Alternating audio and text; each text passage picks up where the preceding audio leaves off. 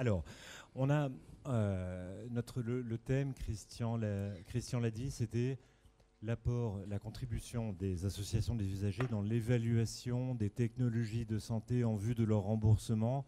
Ceci fait référence aux missions de la HAS par ses commissions réglementées, commission de la transparence, commission nationale des dispositifs médicaux, les autres sur les numériques, j'ai oublié les noms exacts, statut par un avis qui s'avère favorable ou défavorable, l'avis de la HAS à un moment donné sur la sollicitation d'un industriel qui fabrique soit un dispositif, soit un médicament, soit une solution de santé qui veut la vendre et qui sollicite son remboursement, dépose un gros dossier à la HAS.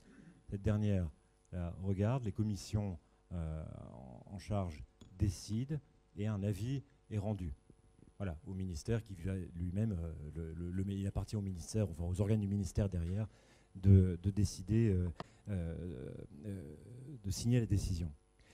Alors, les associations de patients contribuent largement, de plus en plus, merci beaucoup, et c'est super, et c'est pas évident, et pourtant ça augmente, à ce processus dit d'évaluation de produits de santé en vue de son remboursement, en donnant leur avis.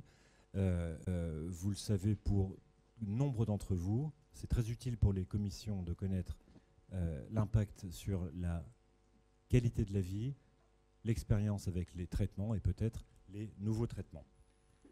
Ces participations se font en volume, on va dire pour beaucoup, en nombre de dossiers par questionnaire à la HAS, mais ce n'est pas une règle de base, c'est une façon de s'y prendre en ce moment. Et nous nous sommes interrogés dans l'atelier sur les priorités pour encore améliorer ça. Le président l'a dit ce matin, il s'agit de renforcer davantage encore. Voilà, on y a travaillé dans l'atelier en essayant de nommer des priorités, s'il fallait faire des actions ou des points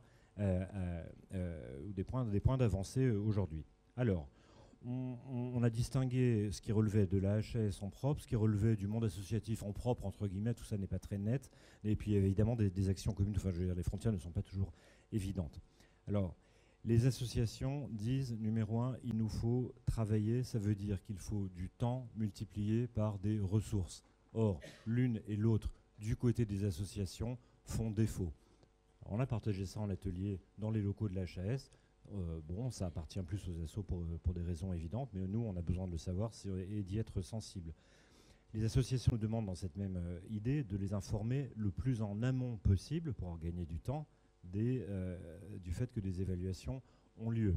Alors, normalement, nous le faisons, mais Jean-Pierre le disait tout à l'heure, comme la HAS s'efforce par ailleurs de travailler vite, eh bien, ça rétrécit le calendrier dans sa grande géométrie. Et puis par ailleurs, quand bien même il y a le temps, il n'y a en général pas le temps parce qu'il y a trop de dossiers pour des ressources humaines propres aussi à la HAS. Mais on est sensible à cet argument, on a fait des progrès et on continue.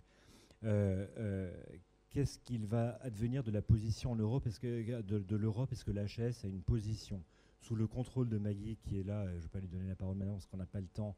La HAS n'est pas l'Europe en soi. Il y a le règlement européen, il est voté, et puis son implémentation par des textes fait l'objet de travaux qui sont encore en route à Bruxelles. Je l'ai dit trop vite, évidemment, il faudra en reparler.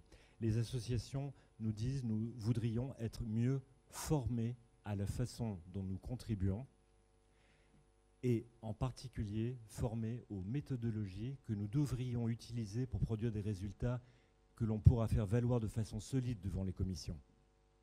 Ça, on l'a bien noté, tous ensemble tout à l'heure. Et du côté de la HAS, moi je réagissais en pensant à un travail qui est sorti il y a 1 an et demi, 2 ans, que plusieurs d'entre vous connaissent, ou certains ont participé, et un instrument de formation justement à cette fin auprès des associations.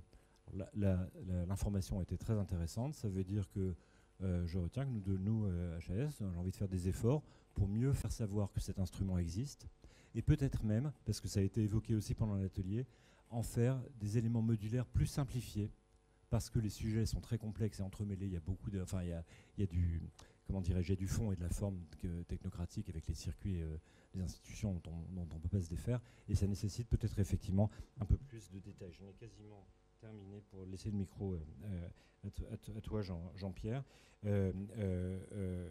Alors, je vais faire le listing vite pour le reste, parce qu'il y a beaucoup plus que 3 priorités. Nous voulons mieux savoir quels sont les motifs des réévaluations, les questionnaires sont encore compliqués. Nous voudrions travailler en ligne. Nous sommes en 2024, c'est noté. Nous voudrions avoir accès aux dossiers industriels. S'il y a un grand chantier en cours en ce moment. Les associations, là je le fais moins rapide parce que ça vous appartient, si j'ose dire, si vous étiez en face de moi. Vous nous dites, nous de trouver des patients, c'est pas toujours facile, même pour des maladies qui sont pas rares, et les méthodes, on en a parlé. Non, bah, tu as tout dit, Marc. Juste, effectivement, moi, ce que je ressens aussi en lisant les contributions depuis quand même un moment, c'est que même si le questionnaire est bien fait aujourd'hui, il y a peut-être éviter les redondances et le rendre plus simple en distinguant ce qui est accès précoce de droit commun. Donc voilà, ça sera peut-être plus facile si c'est en ligne. Voilà.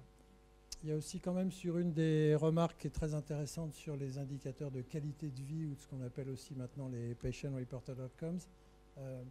La demande doit être éventuellement portée par la HAS, mais il faut remonter la filière au niveau de la NSM, voire de l'EMA, voire même en amont, parce que la demande, c'est que les protocoles de recherche clinique prennent mieux en compte la perspective patient avec les indicateurs de qualité de vie ou justement les PRO. Et là, ça paraît une demande qui est plus stratégique, qui n'est pas immédiate comme encore améliorer les questionnaires, mais qui doit être très intéressante, y compris dans le contexte européen. On n'a pas tous obligatoirement la même approche dans les États membres. Donc voilà, donc tu as été très complet. Et puis peut-être que si on a oublié quelque chose, vous pouvez nous le dire. Eh bien, merci.